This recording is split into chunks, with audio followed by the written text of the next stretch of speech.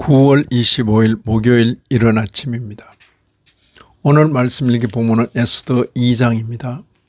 본문을 다음 4단락으로 나눌 수 있겠습니다. 첫째는 1절 이하 4절 페르시아 왕후의 빈자리, 둘째는 5절 이하 11절 에스더, 셋째는 12절 이하 18절 기회, 마지막 네 번째는 19절 이하 23절 모르드게가 왕의 목숨을 구함.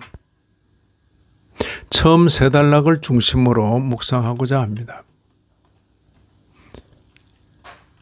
아하수에로 왕의 큰 잔치는 결국 왕후 와스디의 폐위로 끝나게 되었습니다. 제국의 왕후의 빈자리는 결코 작은 문제가 아니었습니다. 그 자리는 누구에게나 열려있는 듯이 보이는 자리입니다. 하지만 1년 동안 준비해야 다가갈 수 있는 자리입니다.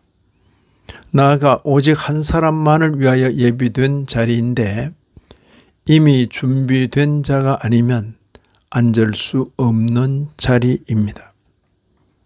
에스더는 포로민의 후예입니다. 바벨론 왕 느부갓네살이 유다의 왕 여고냐와 함께 백성을 사로잡아 올 때에 그 정조부 기서도 사로잡혀 오게 되었습니다. 에스더는 일찍이 부모를 잃고 사촌 오빠인 모르드게 밑에서 자라게 되었습니다. 7절 보시면 에스더는 부모가 없었으나 용모가 곱고 아리따운 처녀라. 그의 부모가 죽은 후에 모르드게가 자기 딸같이 양육하더라. 부모가 없는 핸디캡에도 불구하고 에스더는 순종을 배운 여인이었습니다. 20절 하반절 그가 모르드게의 명령을 양육받을 때와 같이 따름이더라.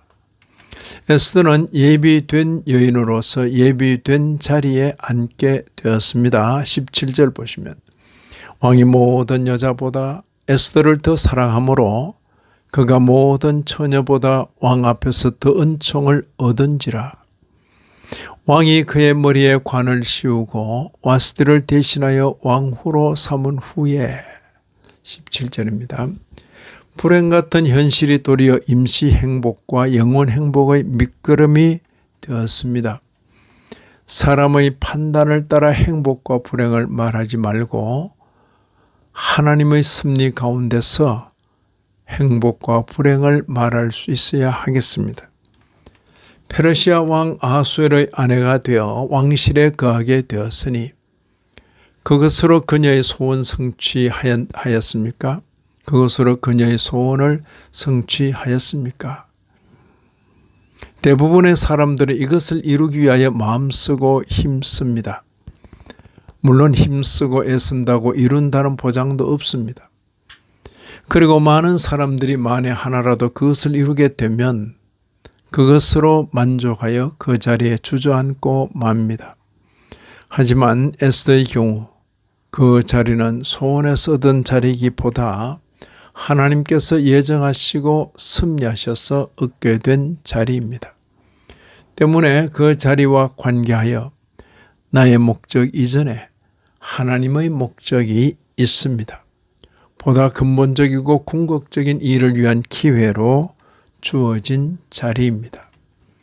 주어진 기회를 선용하려면 인격적으로 준비가 되어야 합니다.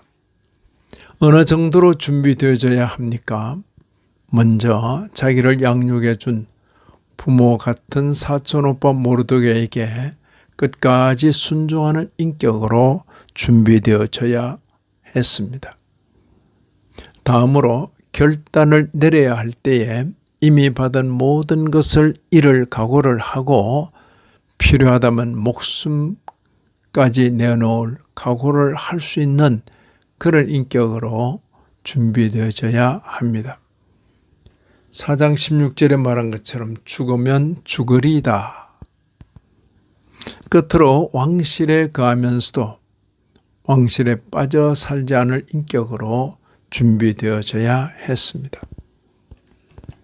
이런 말씀을 읽는 우리로서는 먼저 큰 사건의 귀결이 무엇인지 살펴보는 안목을 가져야 하겠습니다. 또한 사람의 판단을 따라 행복과 불행을 말하지 말고 하나님의 섭리 가운데서 행복과 불행을 말할 수 있어야 하겠습니다.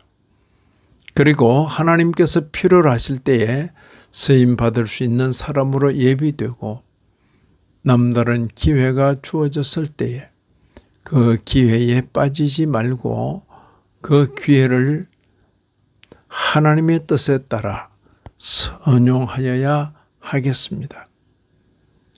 이 아침에도 말씀에 참여하신 모든 분들 위해 하나님의 크신 은혜가 더하시기를 진심으로 기원합니다.